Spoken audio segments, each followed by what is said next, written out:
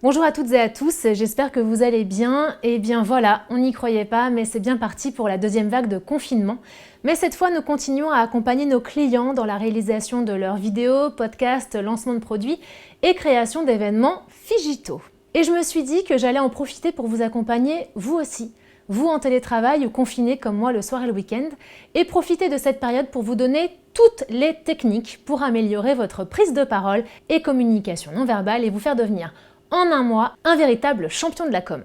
Dans tous les cas, cela pourra aussi vous aider pour animer ou participer à vos réunions Teams, Zoom et tout type d'événements à distance ou en physique, convaincre lors d'une négociation commerciale et de manière générale être à l'aise quand on parle. C'est quand même toujours plus agréable.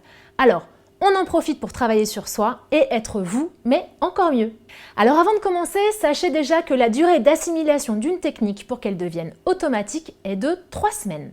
Ce qui veut dire que c'est très rapide. Donc concrètement, plusieurs fois par semaine, le matin, avant d'aller en tournage, je vous posterai une vidéo avec une technique pour devenir un pro de la com. Donc abonnez-vous à ma chaîne YouTube et mettez un petit like, ça fait toujours plaisir. Allez, c'est parti. Aujourd'hui, nous allons parler des E, cette interjonction que l'on dit tous involontairement quand on cherche nos idées ou que l'on souhaite garder l'attention de son interlocuteur.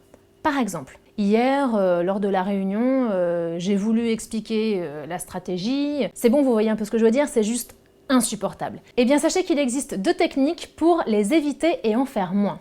Donc, première technique, quand le E arrive, on respire. Par exemple, hier, lors de la réunion, j'ai voulu expliquer la stratégie mise en œuvre par nos concurrents. Alors, vous allez remarquer qu'en faisant ça, on a l'impression d'être un robot, puisque forcément, vous prenez de l'air et vous le faites de manière consciente. Donc, c'est un peu bizarre pendant les 2-3 premiers jours, mais après, ça va se faire naturellement.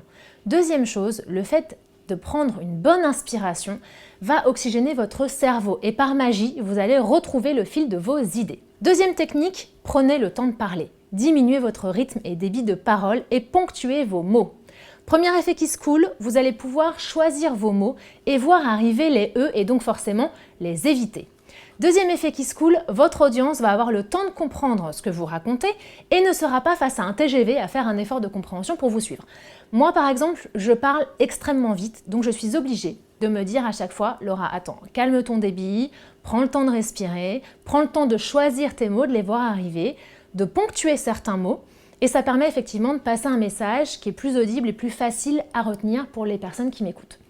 Et maintenant donc, à vous de jouer. Entraînez-vous avec votre famille, au téléphone avec vos amis, en réunion, pendant 2-3 jours. Donc l'impression de faire les choses un peu comme un robot, mais c'est le passage obligé. Après, ça se fera tout naturellement.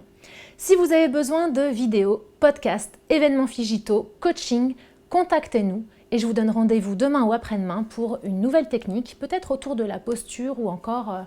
Non, ce sera sûrement la gestion du stress. À demain!